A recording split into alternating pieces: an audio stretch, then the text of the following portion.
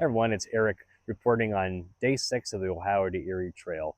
It's a couple days late, but I want to make sure I got thoughts on day 6 and some final thoughts on the trail as a whole recorded for you. Day 6 was from the Caesar Ford campground to downtown Cincinnati. Ended up being about 75 miles. Uh, the trail gets you down Little Miami Scenic Trail for most of the way, passing through some small towns like Morrow. You go by an old industrial building at Kings Mills, and you get to the Loveland Trail Town, which was quite busy as I would have expected. There were some impatient bicyclists around who didn't think I was passing pedestrians quickly enough.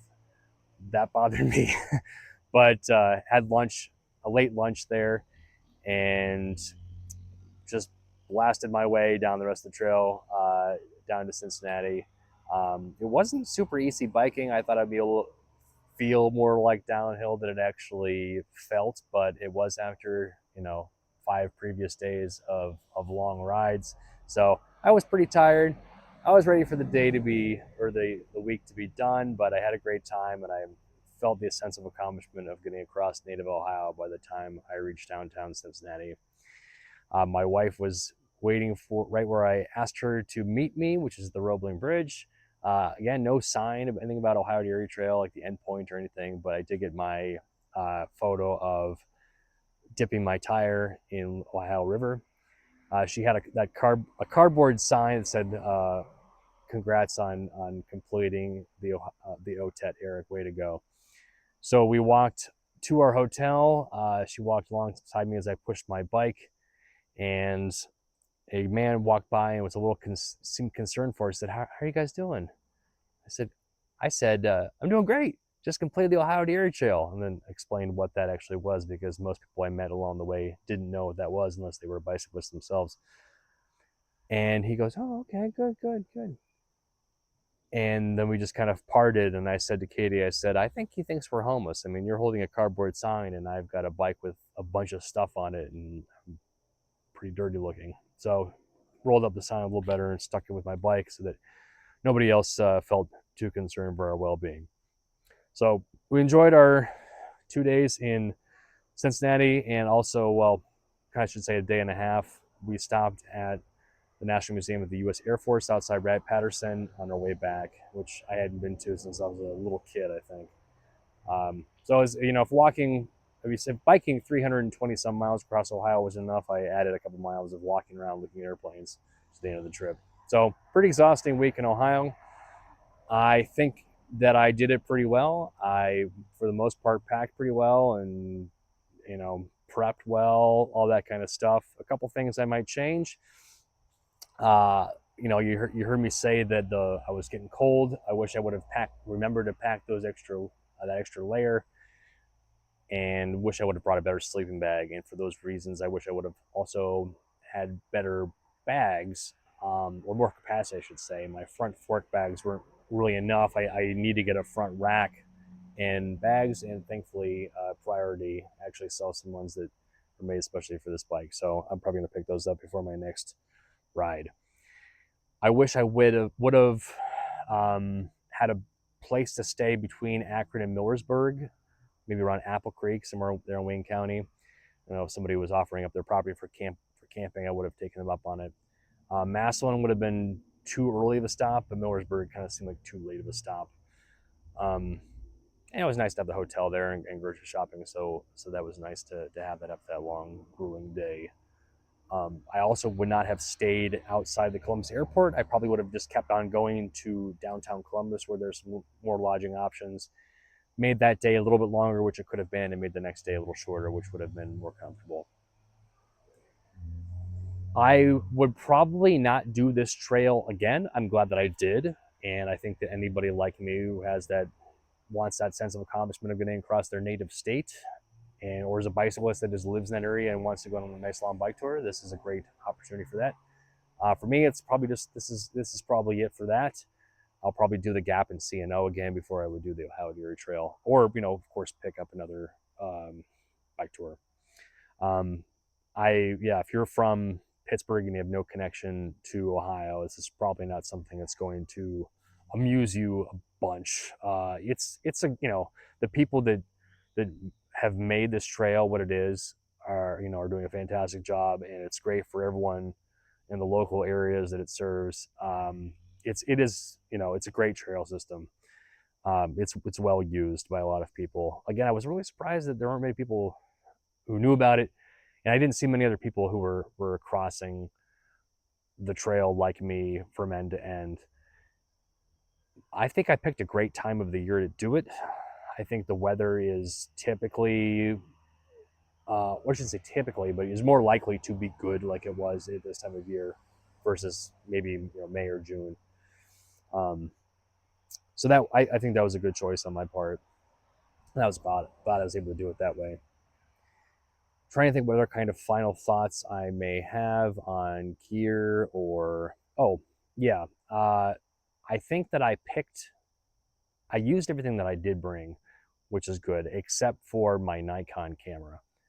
I didn't use that once. I used this phone that I'm recording this on for, these video recaps and every video that I took along the way, and even just, taking photos. I am really pleased with how the Google Pixel 6a, which I use, is at taking landscape photos. I always have been. I've been disappointed at what the Nikon that I've got can do compared to the phone. I mean, the photos are better. Like, well, this is getting into a whole different tangent of photography, but trust me, I'll just say I consider maybe not bringing a camera if you just end up are pretty happy with shooting stuff on your cell phone. Other than that, I think I was pretty happy with that. What I didn't overpack. Um, in fact, I think I underpacked, which I was surprised about. Um, Thank you to everyone who supported me, especially Katie, for getting me there and taking me home and running the house while I was gone. Thank you for everyone who supported me, and thank you for watching these videos. If you are a person who just found this video on your own because you were searching for a How to Erie Trail, let me know if you have any other questions, or let me know if anything was helpful. I don't plan on becoming a full-on YouTuber about cycling, but this was kind of a little dip into trying to help some people out and give back after watching people like me who have recorded videos. So it's kind of fun. Enjoy these final clips from day 6. This will probably be my last content about the trail unless I think of anything else that I want to add. So thanks for following along, and I will see you out in the trail.